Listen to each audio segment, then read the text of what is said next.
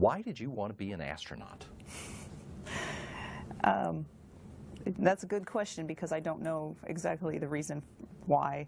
It is something that I got in my head when I was a kid, and I honestly don't know where it came from. If it was something I saw or something I heard, I'm not sure. But I was very young, and I decided that that's what I wanted to do. So it's so hard to answer that because all I know is it was in my mind for a really long time. Well, let me get you to tell us a little bit of that story. Maybe it'll leak out of the side of the story. Tell us about your hometown and what it was like for you growing up there. I grew up in west central Minnesota. My actual hometown is very small. The population, I can't even say right now, probably it's less than 100 for sure, but I don't know how many people, and not 100,000, 100 people.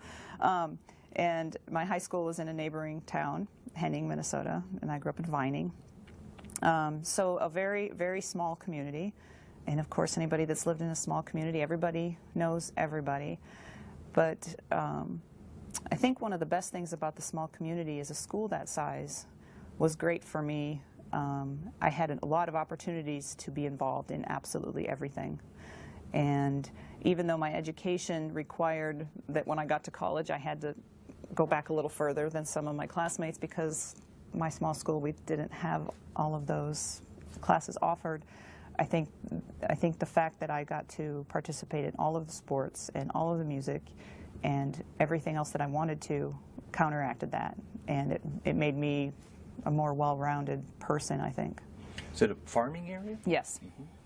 So you grew up on a farm? No, we grew up, my house is on the country. We're on a lake, actually. It's the Central Lakes region of Minnesota. And, but there are farms all over the place. And, yeah. And you left there and went not too far away to go to college. Take me on the trip with you to your college and your professional career after that ultimately led you here. Right. I chose to go to the University of North Dakota, which is in Grand Forks. And my sister had gone there, and I think she kind of convinced me that was the place to go. And when I started there, I actually wasn't sure exactly what I wanted to study. I had an idea about engineering, but I don't think I knew enough about engineering to know that that's what I wanted. And of course, at this time, I knew that astronaut was my ultimate goal. And so I got to the University of North Dakota, and I believe the end of my first year, I chose engineering and chose to study mechanical engineering. And so that's what I did. And during my undergraduate days, I've learned about the co-op program, cooperative education program, and I saw a sign on a wall that somebody was giving a presentation who had worked at the Johnson Space Center. And of course, my eyes went like that. I'm like, you can work down at the Johnson Space Center as a student. And so I hightailed it to the cooperative education office and said, is there any way I can get a job at the NASA Johnson Space Center? And so I filled out the application, and they ask you to list your top 3 places you would like to work. And I put NASA Johnson Space Center, and I didn't have a number 2 and 3. I was like, well, that's where I want to work. And I got very fortunate, and I did get the job as the co-op student. So I spent quite a few semesters down here in Houston when I was a student, and that was invaluable. I think it extended my graduation by a while, but I think it was very valuable. What areas here were you working in? My first co-op tour, I was in the robotics ER, and then I moved over to MOD for 1 semester, and then after that, crew and thermal systems, and that's where I ended up staying. And when I finished graduate school, that's where I was hired. So. Go ahead. And when I finished at UND, then I decided, there was, of course, everybody makes the decision: do you continue in school or do you start work? And I didn't feel quite done yet, and so I decided to continue on graduate school, and chose the University of Texas at Austin, and had a spectacular advisor there who I went to see. He was at the time the head of the mechanical and engineering department, Ken Diller, and he just made me feel really good about going there, and I chose to go there, and he ended up being my advisor. And we talked a lot about the research I would do. He helped me get a grant from NASA to do my research, and I was able to finish my master's and my PhD in 4 years with his help, and it was fantastic. He was not one of those advisors that tries to keep their students there as long as they can to get the free work. But so then when I finished my PhD, I got a full-time job offer from NASA, and so I worked in the Crew and Thermal Systems Division. And I applied for the astronaut program the next summer, I believe, is when applications were due, the summer after I graduated with my PhD. And I never thought that I would actually be selected. I thought, it's time, I have my PhD now, I'll put in my application. But luckily, for some reason, I was selected, and so that's where I am today. And you were, if I understand it right, you were still working at the Johnson Space Center while you were doing your graduate work at the University of Texas. Yes, I maintained the cooperative education program through that entire time. So I worked summers, I think probably 2 summers while I was in graduate school. I came back here to Houston and worked. With the idea of being an astronaut all along, even from when you were a little girl. Yes. Mm-hmm. You are one of only a little over 200 different human beings who have ever been on board the International Space Station. From that perspective, what do you hope in this case, this mission, that you'll be able to do that will help inspire other little girls and boys to want to be explorers? I hope they see from, looking at my situation, that there are possibilities out there. I think some children don't know the possibilities, and I think some children may not know what they're capable of. And I think, I'm hoping that, especially a lot of people from small towns, you get kind of stuck. And it's not that it's bad being in a small town, that's fantastic. But if you have a dream of doing something different, by all means, there's probably an opportunity to do it if you really want to, and you really want to set your mind to it. And I set my mind to it when I was a kid, and it worked. And there are definitely possibilities of disappointments along the way, but that's part of life, and you pick yourself up and you just keep going, and hopefully that hopefully children will see me and the other people who are doing this, and not just the people that are the lucky ones like me who actually get to fly in space, but the other people working here. There's some incredible work that happens at NASA, and I think it should be any child's dream to be able to help with a program like this. As an astronaut, when you fly in space, you take some risks that a lot of the other people who work for NASA don't take, not personally anyway. Since you're doing it, I'm going to assume that you think that the results of that work are worth the risks. Why? What is it that you think we're getting as a result of flying people in space that makes it worth taking those risks? I think a lot of it is based just on human nature, that we are all very curious people. Human beings like challenges, and this is an ultimate challenge.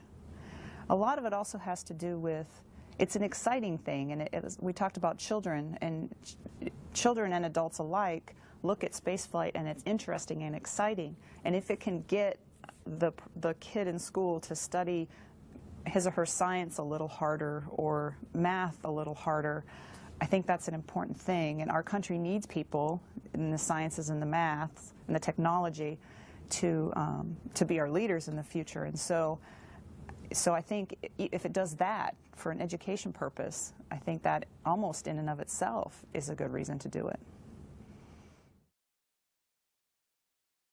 You and your crewmates are next in line to launch to the International Space Station.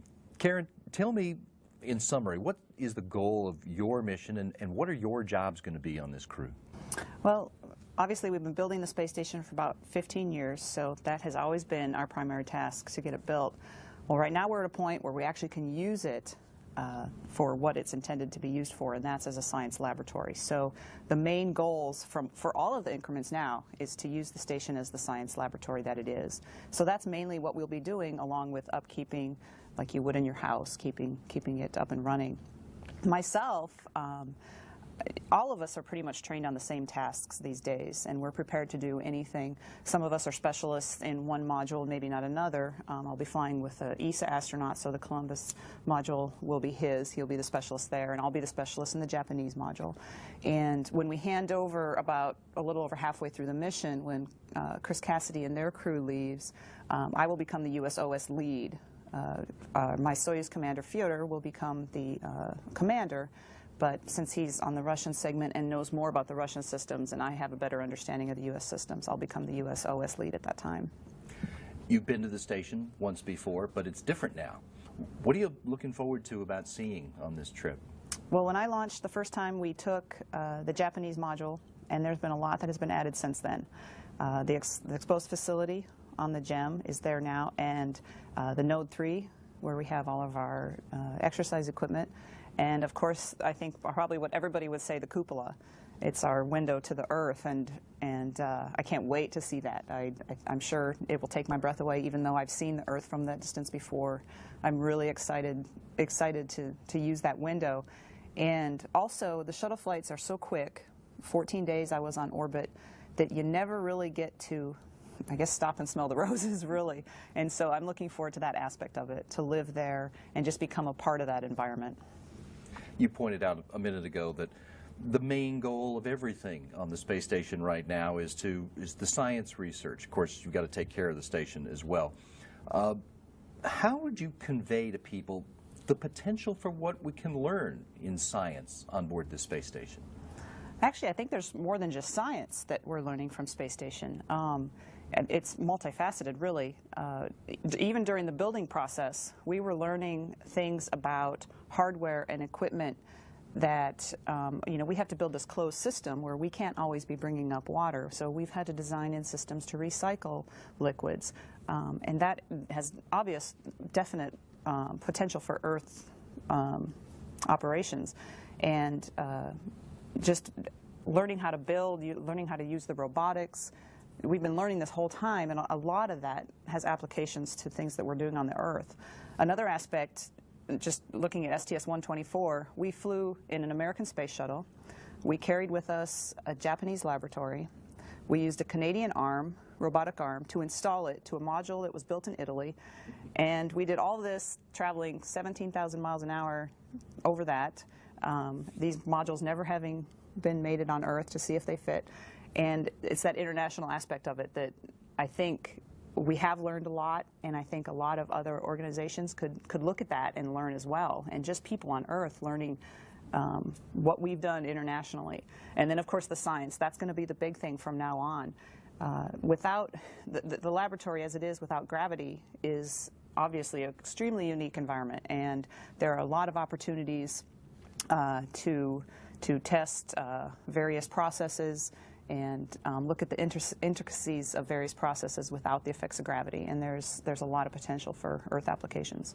We're going to talk about some of those specifically here in a minute. Of course, one of the big areas of the intention of this research is to find out how being in that environment affects people and what can be done to counteract the negative effects of how that affects people. Recently, the program decided they're going to send a crew up there for a full year to try to gain some more knowledge in that area. What do you think about that idea of a mission that's going to be twice as long as yours? Well, I think it's a natural evolution, especially if we're going to start traveling further away and missions become longer. We need to start looking at if a mission longer than 6 months will have different effects or more effects on the person. So I think it's something that it was about to happen at some point, and we have this laboratory up there that is the perfect place to try it out. So I think it's great. Would you like to try it out for a year yourself? That's really a tough question, because if you look at just the technical aspect of it, and I would love to live there. I would love to be involved in the science. I would love to be the guinea pig for all of that. But if you look at personal, where I am in my life right now with my family, I don't think I would want to spend a year away right now. So, maybe if you asked me at another time, but right now I don't think I would actually want to. Now, you've been to the space station, and you've felt the effects of what being in that environment for even 2 weeks, in your case, can have on somebody. What areas should we be working on to maximize our chances for sending people on long duration missions further away? Well, obviously, probably one of the most important things, at least from the crew member's perspective, is crew health. And so we need to look at all of the things that radiation and lack of gravity do to us and make sure that we can mitigate that, all the negative effects as much as possible. But there's also hardware effects. We need to make sure that the equipment can be maintained without spares that we haven't thought about. And then also, I think we probably need to get some sort of crew autonomy built in. I grew up in Vining, so a very, very small community. And of course, anybody that's lived in a small community, everybody knows everybody. But I think one of the best things about the small community is a school that size was great for me. I had a lot of opportunities to be involved in absolutely everything. And even though my education required that when I got to college, I had to go back a little further than some of my classmates because my small school, we didn't have all of those.